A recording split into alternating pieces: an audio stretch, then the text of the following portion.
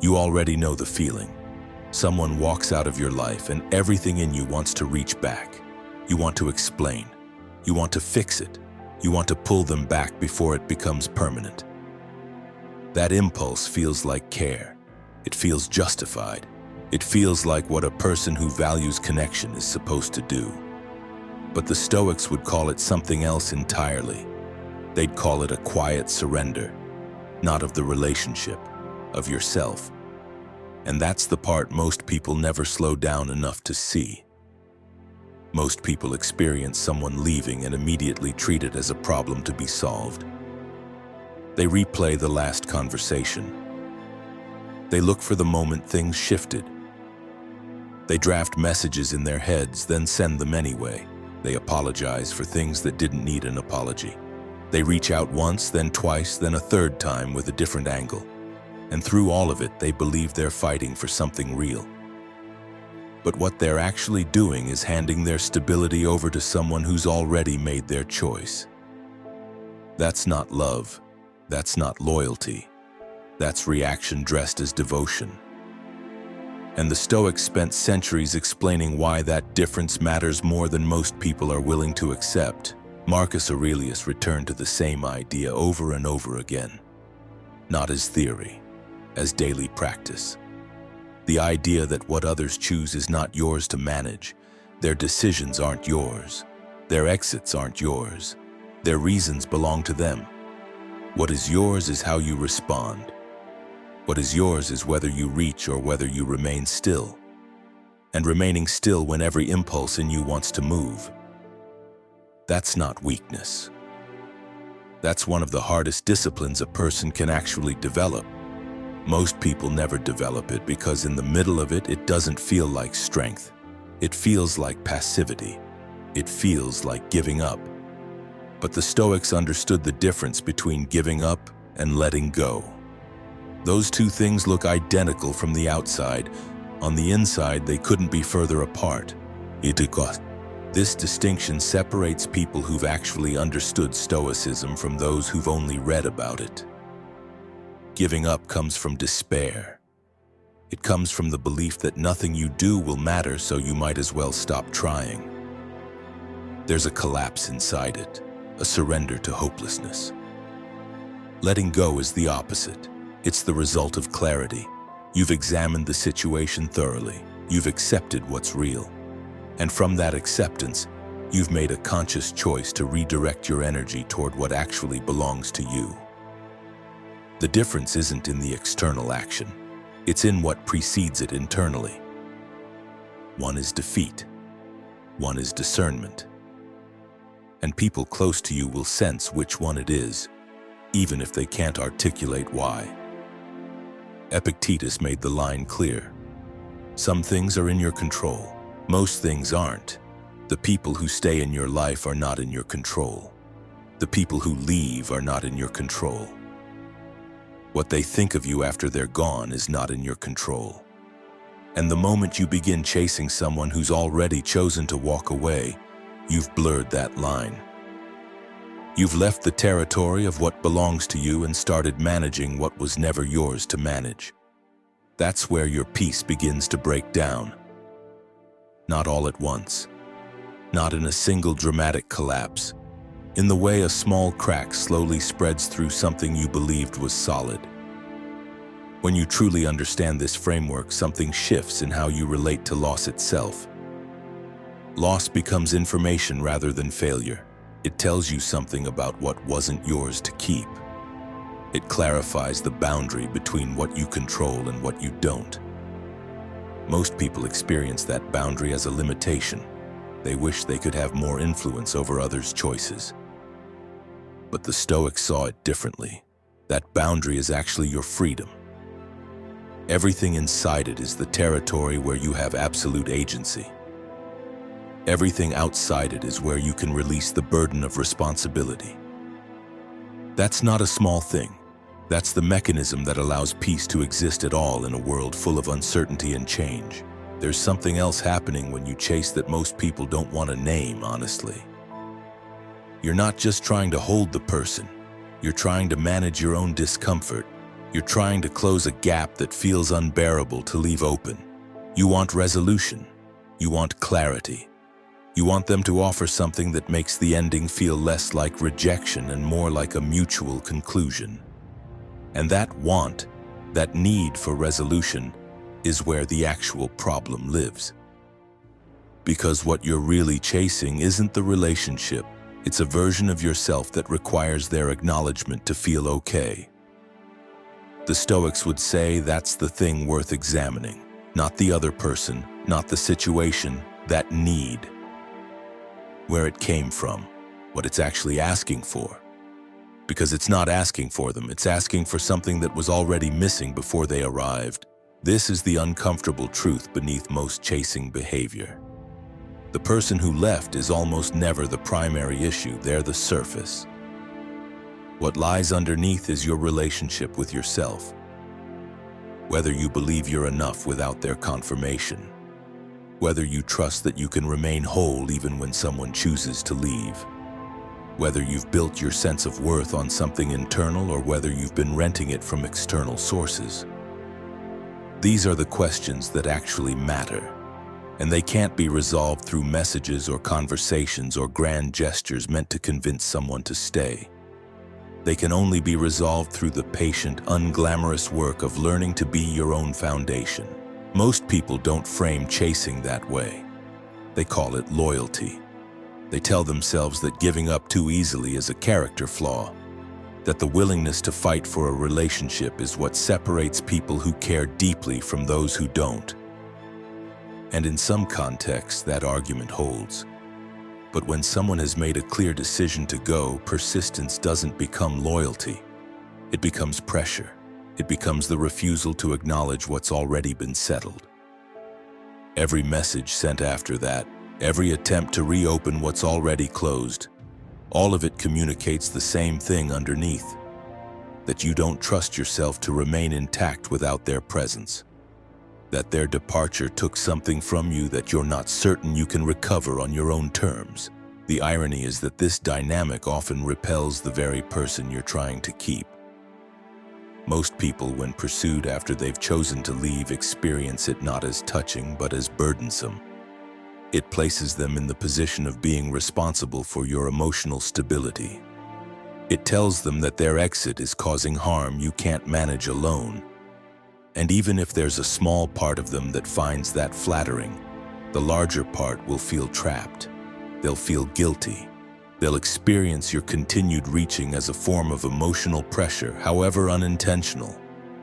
And so the very thing meant to bring them back often pushes them further away. Marcus Aurelius didn't write about chasing.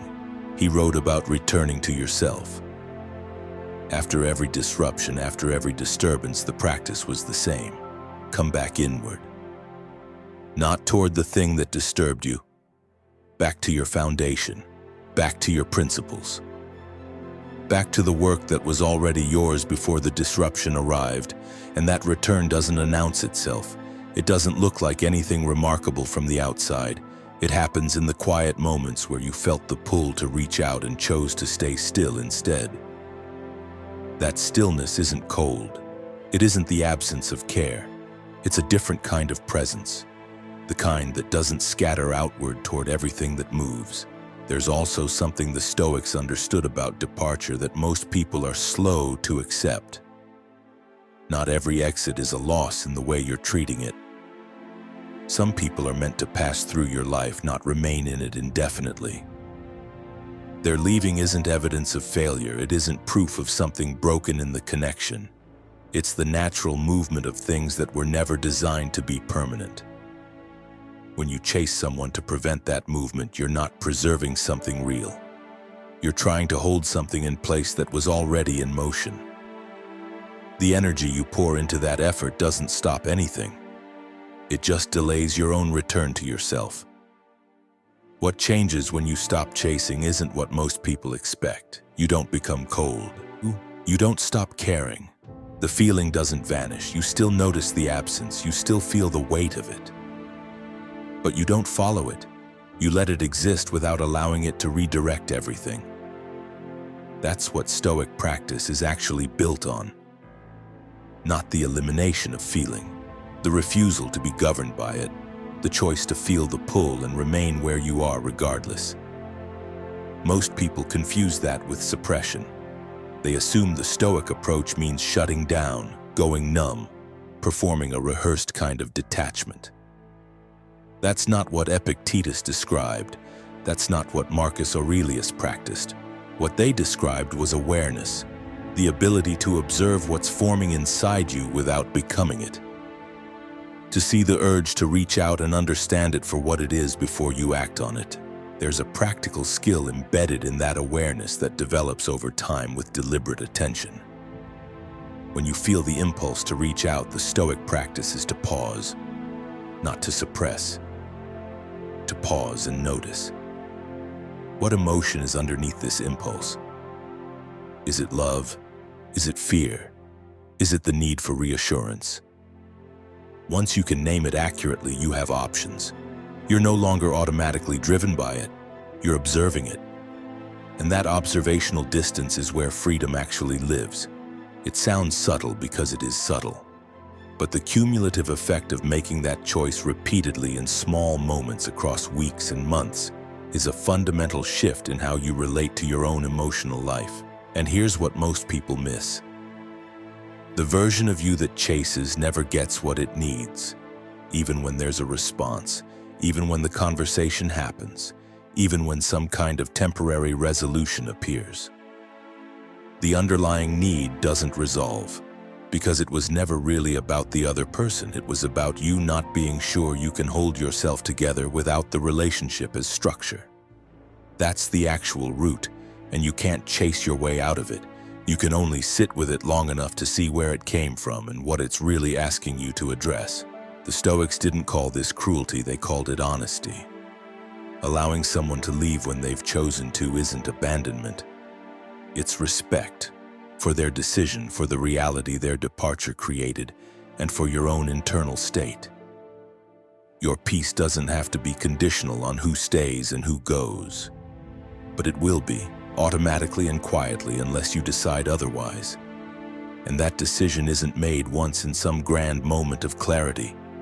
It's made in the ordinary moment when you feel the urge to reach out and you name it before you follow it. That's where the discipline actually lives, not in philosophy, in that single, small, unwitnessed moment. There's a kind of dignity in not chasing that doesn't perform itself. Nobody observes it happening, but you feel the difference between reacting and deciding, between scrambling after someone who's already gone and staying planted in your own ground. Over time, that feeling becomes more than restraint. It becomes self-knowledge. You start to see the difference between what you actually need and what discomfort is insisting you need in the moment. Those two things are almost never the same, but they're very easy to confuse when the feeling is loud enough and the silence around you is too heavy to sit with comfortably. What's also true is that people who leave and are then chased rarely reconsider because of it. What changes is how they see you, and not in ways that serve you. Chasing tells them something you didn't mean to communicate. It tells them that their presence was the thing holding your equilibrium together, that without it, you're reaching. That may feel like an honest expression of how deeply you valued the connection, but it often confirms the departure rather than reversing it. Not because you're wrong to feel the loss, but because reaching out from that place doesn't carry the weight you hope it does. It carries something else entirely. The Stoic alternative isn't to pretend the departure meant nothing.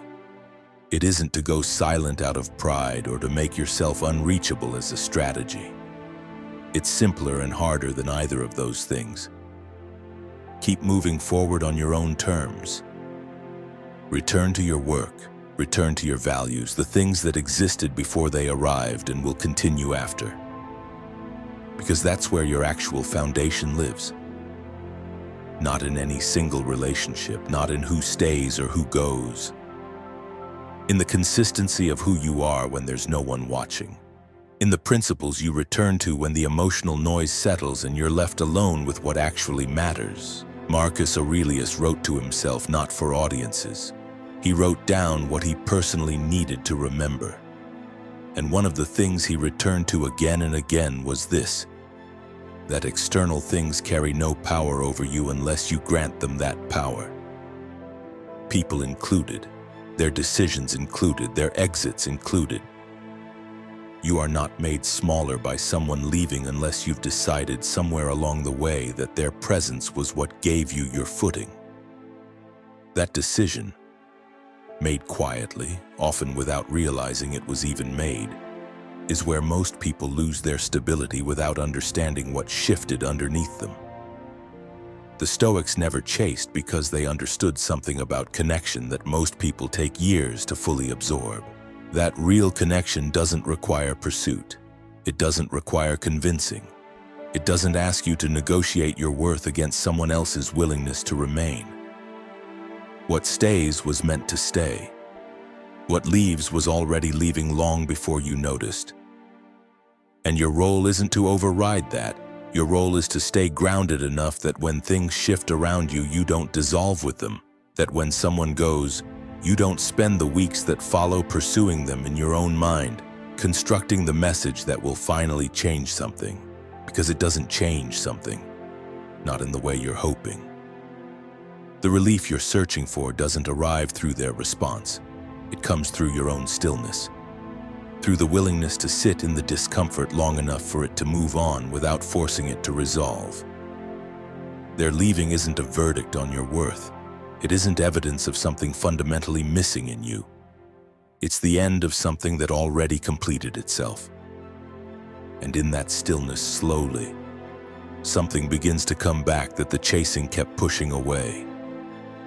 Your clarity returns. Your attention comes home. Your own sense of what matters, which gets so difficult to locate when every ounce of your focus has been placed on someone who's already decided to go.